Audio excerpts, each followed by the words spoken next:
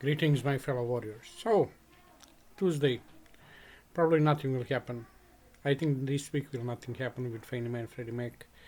If nothing else, because the Melania Trump is ringing the bell tomorrow for New York Stock Exchange, so they don't wanna cast the shadow on that event. What is important is that some of our guys took and calculate what is the book to value of Freddie Mac. The data is available at the Schwab website, and you can look the numbers there.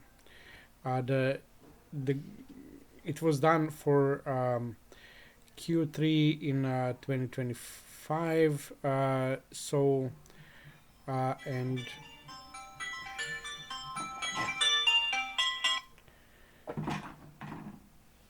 And this is what is calculation. So they have like book value of the assets are 3.4 3.5 $3.468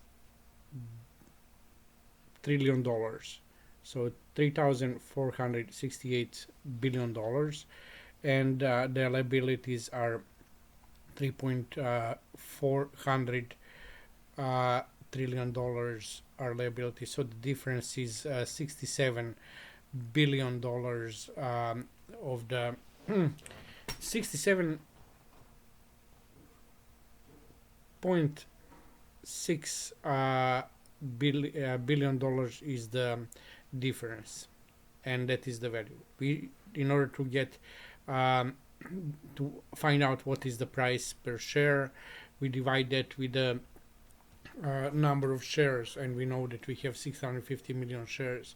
So in total, that is around $104 per share.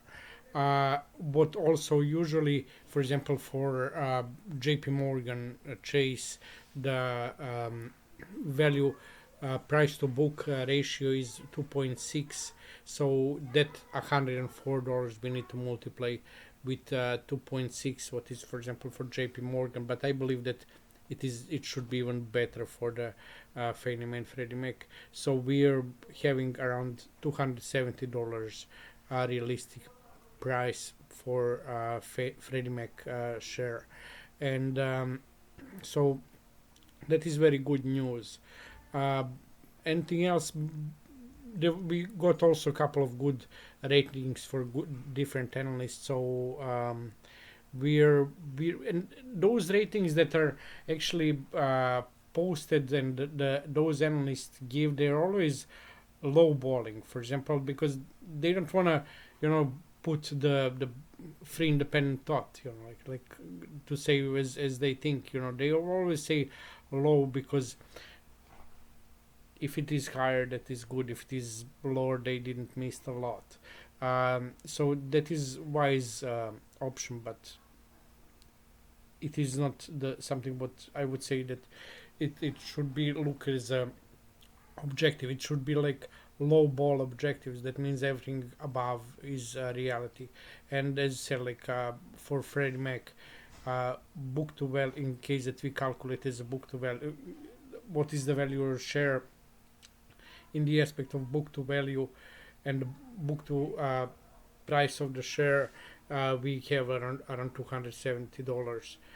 Consider that stock is now $7. That is like good opportunity of 30x. And regarding the IPO, when it is happening, it is coming slowly, but it is coming. Something is some parts are moving. That is the whole idea. We can just see the like what happened after. We can see the tracks where it pass, but we cannot predict the future. But we can, based on the reality and what we see, we can expect and like at least to have a little bit informed decision. And we are doing that.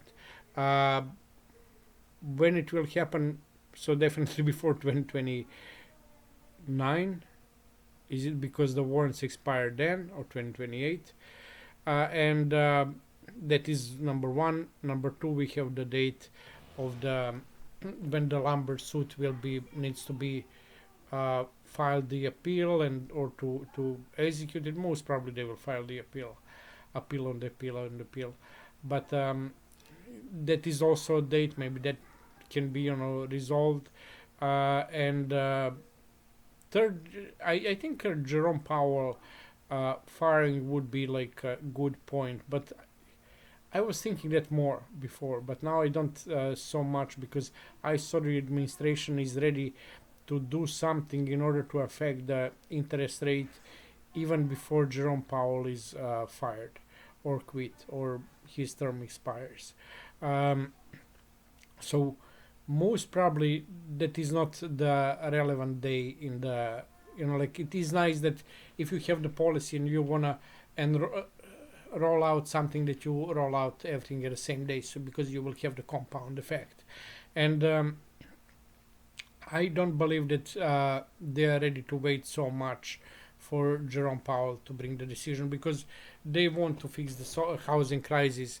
And by releasing the Fannie Mae and Freddie Mac, they will be able to do a few stuff. So first, they don't need to have so much profit. They can decrease the spread, because they will say, okay, we are making $17 billion. We don't need to accumulate any more money for capital requirement, because we are not a bank, we are the lender, so we don't need capital requirement.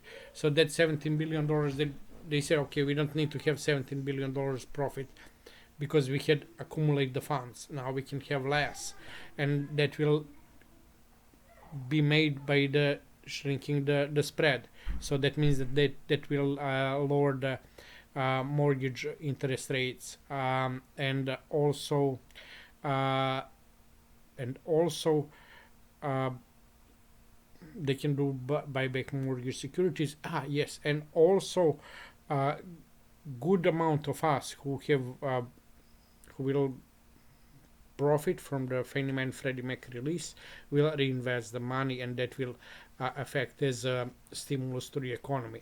And that is not a small amount. So right now, let's say that common shareholders like you and me, we have, like, if the company is $1 trillion and there's no warrants, everything goes to us. That means that $500 billion will be even more, will be ours. Let's say 800 billion, because there's not a lot of institutional investors. Most of us are are like me, like us. So 800 billion. On 800 billion, if you take and put that on a margin, that is around 50%, you can put on a margin after 30 days. That's $400 billion. With $400 billion, because you want to put the money, pull out the money from the margin, you don't want to sell the shares, because then you need to pay the capital gain. So you either you take the loan against the shares, what is better option, or take some money from the margin. So $400 billion will be created that it can go on a margin, and we'll, like what I saw, like, and talk with the other people, will spend that on a real estate, on this and that will be like stimulus to the economy. And that is the stimulus equivalent to almost equivalent as it was during coronavirus. Like, if you put in $400 billion, it's a big deal. And even less, like, even we invest only 200 billion, like, because it will, the money will enter the economy, and it will enter in the economy by indirect stimulus.